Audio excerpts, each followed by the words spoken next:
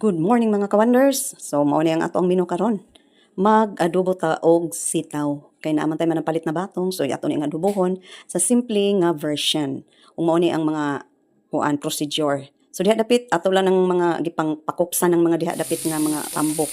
Ang atong seasoning mao ni isa ka kutsara nga oyster sauce o soy sauce. Nya ato nang pakupsan din ha.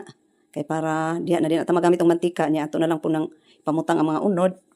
Unya, itong kayo-kayon, isabay nato ning mga panakot, bombay, ahos, kamatis, maura nang ato ang mga Ako pod mga counters pa sa magisa ko og sitaw, dili na ko ginaitos ang mga lamas kay para napa koy makaon nga lamas ba. Na para di ako ra na siyang isagol-sagol, dili kayo siya nako ituson.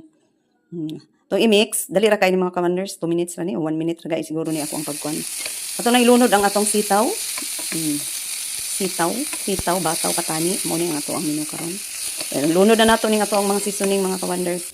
Depende rin sa inyo ha kung sa inyong ibutang din ha. Nga kuan ba pwede ra po na og niritong isda. Sabawan po na nato anya atong ipabukalan, pamurag bland style lang siya.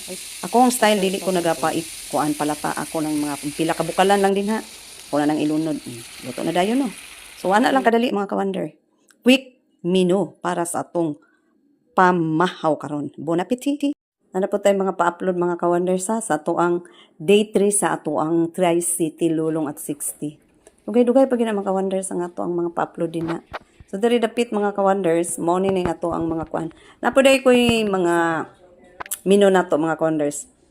Munggo gisado unya.